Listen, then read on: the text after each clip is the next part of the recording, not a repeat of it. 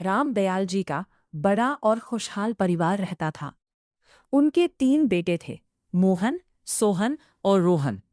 समय के साथ तीनों की शादी हो गई। बड़ी बहू का नाम सीता, मंजली बहू का नाम गीता और सबसे छोटी बहू का नाम रीता था।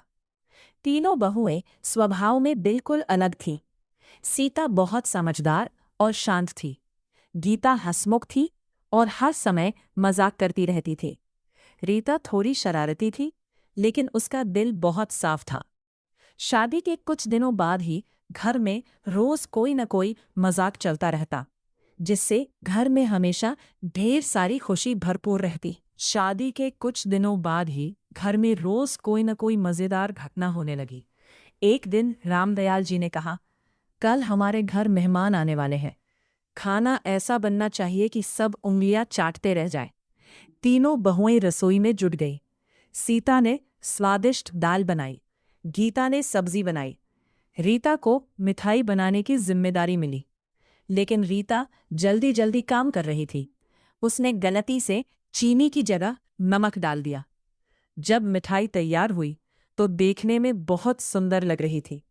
मेहमान आए, सबने पहले मिठाई खाई। जैसे ही पहला निवाला मुंह में गया, सबके चेहरे का रंग बदल गया। कुछ पल के लिए पूरा घर शांत हो गया। तभी गीता जोर से हंस पड़ी और बोली, लगता है आज मिठाई नहीं, नमकीन हलवा बना है। इतना सुनते ही पूरा परिवार हंसने लगा। रीता को अपनी गलती का एहसास हुआ। वह उदास होकर बोली, मुझसे गलती हो गई। तभी उसके पति रोहन मुस्कुराकर बोले, गलती सबसे होती है, तुम्हारी मेहनत हमारे लिए सबसे ज्यादा मायने रखती है। रीता की आंखों में खुशी के आंसू आ गए।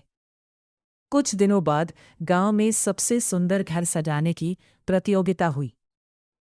तीनों बहुओं ने मिलकर पूरा आंगन फूलों, रंगोली और दियों से सजा दिया।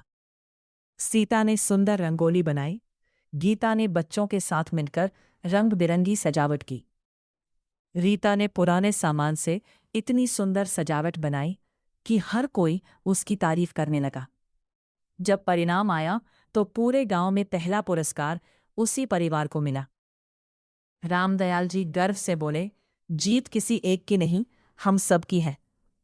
तीनों बहुएं मुस्कुराईं। रात को तीनों पति अपनी अपनी पत्नियों के साथ आंगन में बैठे थे। मोहन ने सीता से कहा, तुम्हारे धैर्य से घर में शांति रहती है। सोहन ने गीता से मुस्कुराकर कहा, तुम्हारी हंसी से हर दिन त्योहार जैसा लगता है। रोहन ने रीता का हाथ थामकर कहा, तुम्हारी छोटी छोटी शरारतें इस घर की सबसे प्यारी मुस्कान है। तीनों बहुएं शर्माकर मुस्कुरा दी। उस दिन सबको समझ आया कि खुशहाल परिवार की सबसे बड़ी ताकत प्यार, सम्मान, भरोसा और साथ मिलकर काम करना है।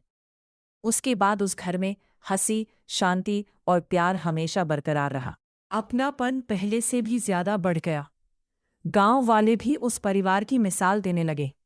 सीख, परिवार में प्यार, सम्मान, सहयोग और थोड़ी सी हंसी हो तो हर मुश्किल आसान हो जाती है और रिश्ते हमेशा मजबूत बने रहते हैं।